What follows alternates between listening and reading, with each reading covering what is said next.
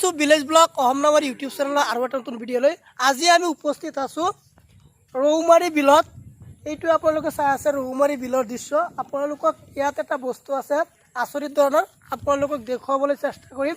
ইয়াত এখন switch gate আছে। এই চুইচ গেটটো আমাৰ নগাঁৱৰ উত্তৰ পিনে খুবেই বিখ্যাত চুইচ গেট।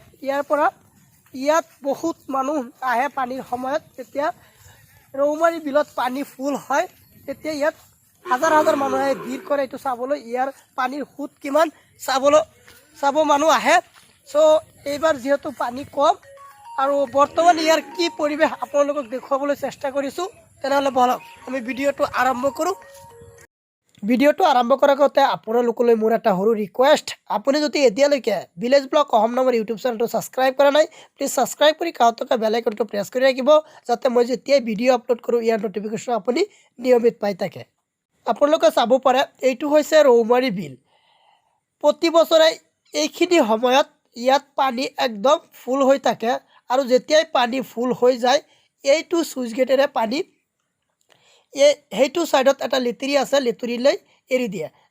যিহেতু এইবাৰ পানী কম সেইকাৰণে চুইচ গেট বন্ধ কৰি থৈছে। আৰু আপোনালোকে যদি সেইটো ছাইডত চায় যে চুইচ গেটটো খুলি দিলে পানীখিনি ক'ত যায় আৰু কেনেকৈ যায়। চুইচ গেটত মই আপোনালোকক আগতে ইয়াৰ ফ্ৰণ্টৰ দৃশ্যটো দেখুৱাইছোঁ। এতিয়া আপোনালোকে বেক ছাইডৰ দৃশ্যটো চাই আছে।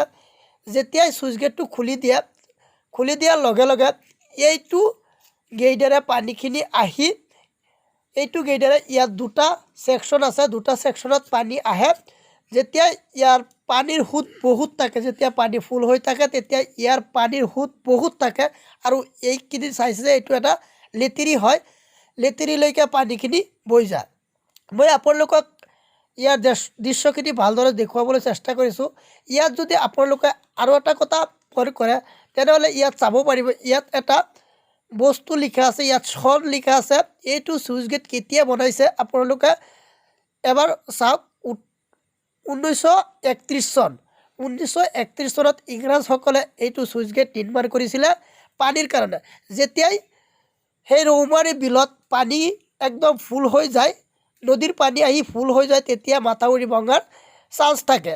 যাতে মাথাউৰি নাভাঙে সেইকাৰণে এই চুইচ গেটটো ব্ৰিটিছসকলে নিৰ্মাণ কৰিছিলে, যাতে ইয়াৰ মাথাউৰিখিনি সুৰক্ষিত হৈ থাকে আৰু ইয়াৰ পানীৰ যিটো প্ৰভাৱ এই প্ৰভাৱটো যাতে মাথাউৰিৰ একো ক্ষতি কৰিব নোৱাৰে, সেইকাৰণে এই চুইচ গেটটো বনাইছে।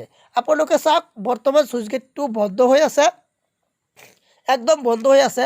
এইটো কেনেদৰে খুলিব লাগে আৰু কেনেকৈ আকৌ বন্ধ কৰে মই আপোনালোকক ওপৰত গৈ দেখুৱাম। এতিয়া আপোনালোকে ইয়াৰ দৃশ্যটো, তলৰ দৃশ্যটো এবাৰ উপভোগ কৰক। যিহেতু ইয়াত পানী বৰ্তমান অলপো যোৱা নাই সেইকাৰণে পানী একদম স্থিৰ।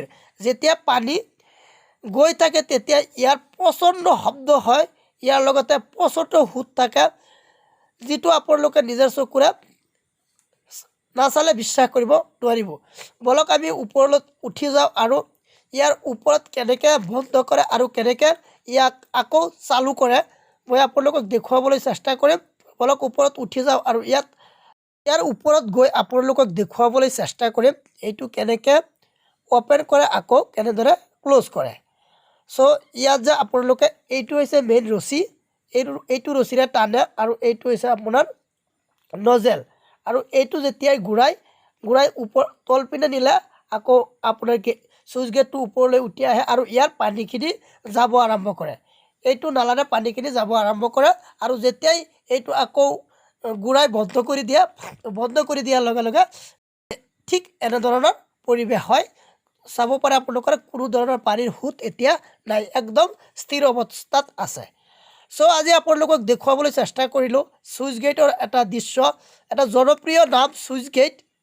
ইয়াত মানুহে হাজাৰ হাজাৰ মানুহ আহে, হাজাৰ হাজাৰ আপোনাৰ টুৰিষ্ট আহে এইটো চাবলৈ পানীৰ সময়ত। চ' আপোনালোকক দেখুৱাবলৈ চেষ্টা কৰিলোঁ।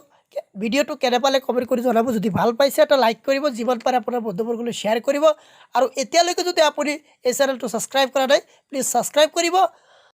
এই ভিডিঅ'টো চাই যদি আপোনাৰ ভাল লাগিছে তেনেহ'লে আপোনাৰ বন্ধুবৰ্গলৈ শ্বেয়াৰ কৰিব পাৰে। আপোনাৰ বন্ধুবৰ্গও ইয়াৰ পৰিৱেশ আৰু ইয়াৰ যি সৌন্দৰ্য উপভোগ কৰিব পাৰিব। চ' ভিডিঅ'টো চোৱাৰ বাবে আপোনাক বহুত বহুত ধন্যবাদ। জয় আই অসম।